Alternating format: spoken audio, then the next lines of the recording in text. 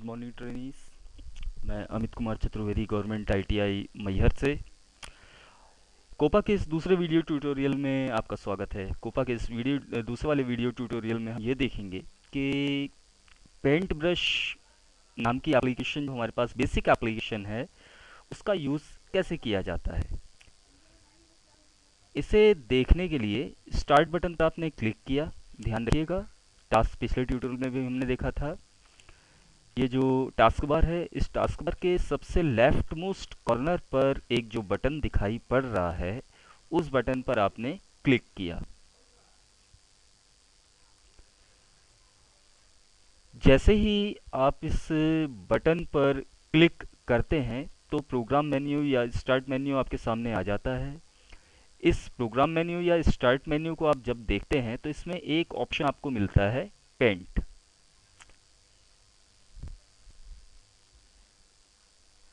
Paint पर click किया आपने।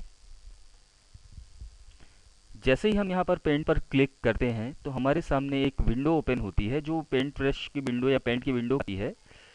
और इस पेंट के माध्यम से हम अपनी आवश्यकता अनुसार किसी भी शेप या आकृति को डिज़ाइन कर सकते हैं। सबसे ऊपर में यदि आप इसे देखेंगे तो सबसे ऊपरी एरिया जो है जहाँ पर मेरा माउस पॉइंटर है, इस एरिया को कहा जाता है title bar. Title bar well एक ऐसी जगह होती है जहाँ पर हमारे किसी भी फाइल का शीर्षक, नाम या टाइटल आता है। एंड बाकी के तीन सेम बटन्स यहाँ पर मिलते हैं। रिमेनिंग बटन्स, मिनिमाइज बटन जहाँ पर ये ऋण का चिन्ह आपको दिखाई पड़ रहा है, इसे मिनिमाइज बटन के नाम से जाना जाता है। इसके बाद ये जो बटन रहता है ये किसी विंडो को फुल स्क्रीन करने के लिए या उसे रिस्टोर करने के लिए किया जाए, इसका यूज होता है। एंड लास्ट वन जो दिख रहा है आपको, ये क्लोज बटन कहलाता है, जहाँ पर एक क्रॉस टाइप का बना हुआ है, ये क्लोज बटन है। क्लोज बटन के बिल्कुल नीचे में यदि आप जाएंगे तो यहाँ पर एक और बटन आपको मिलता है जिसे हम कहते हैं हेल्प बटन। फिर से मैं इसे ओपन कर रहा हूँ, फिर से देख लीजिए। स्टार्ट पर क्लिक किया, इसके बाद पेंट पर क्लिक किया, ये विंडो हमारे सामने आ गई। वेल अब यहाँ पर ये देखते हैं कि इसे कैसे यूज़ किया जाता है। सबसे पहले राइट मोस्ट कॉर्नर पर यदि आप जाएंगे तो लेफ्ट मोस्ट कॉर्नर पर जाएंगे तो यहाँ पर आपको पेंट का आइकन दिखाई पड़ेगा। इस आइकन पर क्लिक जब करते हैं आप तो यहाँ से भी इन सब फंक्शंस को यूज़ किया जा सकता है, जिसे हम मिनिमाइज, मैक्सिमाइज एवं क्लोज के नाम से जानते हैं। इसके बाद यहाँ पर होम है। होम में कई प्रकार के क्लिपबोर्ड, शेप्स, इन सबको हमको एक एक करके यूज़ करके देखना है। And last second one is view. And first one में न्यू, पहला ऑप्शन जो आपको दिखाई पड़ेगा ये न्यू ऑप्शन है। इस ऑप्शन में किसी भी नए पेज को यदि आप यूज़ करना चाहते हैं तो आपको न्यू बटन पर क्लिक करना पड़ेगा। सेकंड बटन है आपके पास ओपन। ओपन का यूज़ किया जाता है किसी भी एग्जिस्टिंग या पहले से बनी हुई पिक्चर को ओपन करने के लिए। सेव, थर्ड ऑप्शन सेव है। सेव का यूज़ होता है यदि हम किसी भी फाइल में कोई चेंज करना चाहते हैं। ध्यान ये रखिएगा कि यदि पहले से बनी हुई कुछ फाइल है और आपने उसमें कुछ करेक्शन किया है या कुछ एक तरह से बोला जाए चेंजेस किए हैं तो उन चेंजेस को कंटिन्यू रखने के लिए सेव बटन का यूज़ होता है या सेव कमांड का यूज़ होता है। एंड नेक्स्ट वन यदि आप इसी के नीचे जाएंगे तो अगला आपको ऑप्शन मिलता है सेव एज। सेव एज जो कि हमारी फाइल को पूरी तरह से किसी नई फाइल को सेव करने के लिए होता है। और साइड में जैसे आपने इस पर माउस पॉइंटर लेकर के आए आप तो साइड में आपको कई और ऑप्शंस दिखाई पड़ते हैं जो हमें ये दर्शाते हैं कि जो पिक्चर हम बनाएंगे या जो ड्राइंग हम तैयार करेंगे उस ड्राइंग को कौन से फॉर्मेट में सेव किया जाएगा। पहला फॉर्मेट इसमें पीएनजी, जिसे कहा जाता है portable network graphics. Portable network graphics ऐसी पिक्चर्स होती हैं जिन्हें किसी भी ब्राउज़र पर सरलतापूर्वक देख सकते हैं। जब अपन नेट वगैरह का यूज़ करते हैं या इंटरनेट पर किसी पिक्चर को भेजना चाहते हैं या एचटीएमएल के साथ, जो फ्यूचर में आप लोग पढ़ेंगे, तो उसमें पीएनजी ग्राफिक्स का यूज होता है। Second one JPG pictures, third one BMP pictures, fourth one GIF picture and next one other format. Other format ये पॉसिबल टाइप्स आप अपने हिसाब से चेंज कर सकते हैं। इसके बाद सेव के बाद यदि आप नीचे की ओर जाएंगे तो आपको एक ऑप्शन मिलेगा प्रिंट। प्रिंट एक ऐसा ऑप्शन है जिसके माध्यम से जो भी ड्राइंग आपने की है उसे प्रिंट किया जा सकता है। यहाँ पर यदि इसी के सब मेन्यू पर जाया जाए, सब मेन्यू मतलब समझिएगा थोड़ा सा इसको।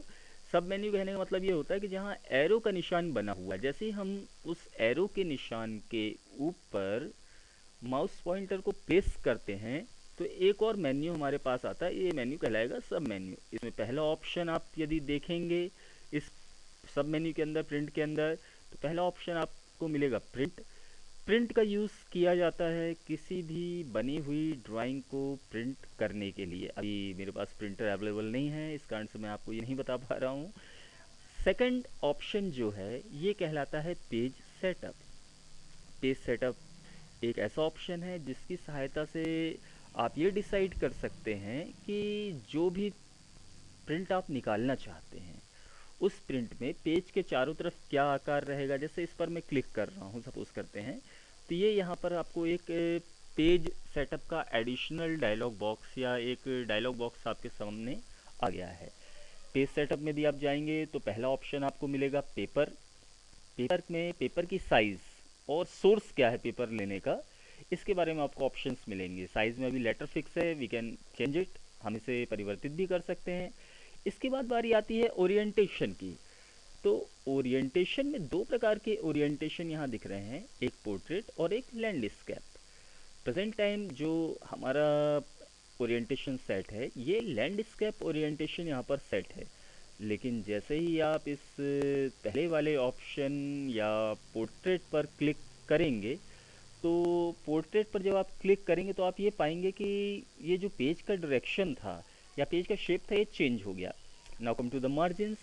साइड में जो डॉट डॉट की लाइंस दिख रही हैं आपको, डॉट के अंदर वाला एरिया आपका ड्राइंग एरिया है और डॉट्स के बाद का जो एरिया है ये आपका मार्जिनल एरिया। मार्जिनल एरिया मतलब जिसको हम यूज़ कर सकते हैं कि खाली जगह कौन कौन सी रहना चाहिए इसमें। अब मार्जिन जो है पेज का आकार चौकोर होता है तो मार्जिन भी चार तरह की होती है हमारे पास। एक कहलाती है इनमें से टॉप मार्जिन जो पेज के ऊपरी भाग में होती है, दूसरी कहलाती है बॉटम मार्जिन जो पेज के निचले भाग पर होती है, तीसरी होती है लेफ्ट मार्जिन जो पेज के बाएं साइड पर होती है और चौथी होती है राइट मार्जिन जो पेज के दाहिने साइड पर होती है। तो इस तरह से हम इनकी सेटिंग कर सकते हैं। एनीवे मैं इसे कैंसिल कर रहा हूँ फिलहाल। कैंसिल पर क्लिक करने के बाद फिर से जब आप इसी मुख्य मेन्यू पर जाते हैं तो प्रिंट के बाद एक ऑप्शन आता है जो डिसेबल्ड है क्योंकि मेरे पास ना तो कैमरा अवेलेबल है और ना ही स्कैनर। यदि आप चाहें तो इस ऑप्शन पर क्लिक करके अटैच किए गए स्कैनर या अपने कैमरा से डायरेक्ट फ़ोटोज़ को पेंट ब्रश पर कॉल कर सकते हैं। लेकिन ध्यान रखिएगा इस ऑप्शन को यूज़ करने के लिए या ये ऑप्शन तभी एक्टिवेट होगा जब हमारा स्कैनर या कैमरा सिस्टम से अटैच होगा। इसके बाद अगला ऑप्शन हम चलते हैं। अगला ऑप्शन हमारे सामने जो दिखाई पड़ रहा है इस ऑप्शन को कहा जाता है send in email. Send in email एक ऐसा ऑप्शन है जिसकी सहायता से आप अपने द्वारा तैयार की गई किसी भी ड्राइंग को सीधे ईमेल कर सकते हैं। लेकिन दोस्तों ईमेल करने के लिए ध्यान रखेंगे कि इंटरनेट कनेक्शन का होना बहुत आवश्यक होता है। बिना इंटरनेट कनेक्शन के इस ऑप्शन का यूज़ नहीं किया जा सकता है। इसके बाद अगला ऑप्शन चलते हैं हम। तो अगला ऑप्शन जो आपको डिसेबल्ड या धुंधले प्रारूप में दिखाई पड़ रहा है इस ऑप्शन को कहा जाता है सेट एज डेस्कटॉप बैकग्राउंड। हम पेंट ब्रश पर किसी भी पिक्चर को तैयार करते हैं और पिक्चर को तैयार करने के बाद यदि आप set as desktop background option पर क्लिक करते हैं तो आपने जो इमेज तैयार की है वो इमेज डेस्कटॉप के बैकग्राउंड या वॉलपेपर के रूप में सेव हो जाती है। जैसे कैसे ये यूज़ होगा इसे मैं आपको बता रहा हूँ। फॉर एग्ज़ाम्पल मैं यहाँ पर होम टैब पर क्लिक किया। होम टैब पर क्लिक करने के बाद मैंने एक रेक्टेंगल यूज़ किया और I just try to draw this rectangle here. मैं इस रेक्टेंगल को यहाँ पर अब यहाँ तैयार करना चाहता हूँ। तो फॉर एग्ज़ाम्पल मैंने ये रेक्टेंगल यहाँ पर एक डिज़ाइन कर लिया है। आपके सामने एक रेक्टेंगल यहाँ आ गया है और इसे थोड़ा डेकोरेट करने के लिए मैं फिर से टूल्स सेक्शन पर जाकर एक बकेट या एक बाल्टी के समान संरचना दिखाई पड़ रही है, उसे क्लिक करता हूँ। और कलर पैलेट आपके यहाँ पर दिखाई पड़ रहा है, इस कलर पैलेट से रेड कलर को चूज़ करता हूँ। जैसे ही मैंने इस पर क्लिक किया, देखिए ये कलर इस पर्टिकुलर बॉक्स के अंदर जा कर के फिल हो गया। इसके बाद फिर मैं इसी पर गया, और इसी पर जाने के बाद मैंने फिर से कलर को क्लिक किया। ये अब एक डिज़ाइन तैयार हो गई है। अब यदि आप देखेंगे इसी मेन्यू पर फिर से जा कर के फर्स्ट वन पर, तो ये देखिए सेट एज डेस्कटॉप बैकग्राउंड।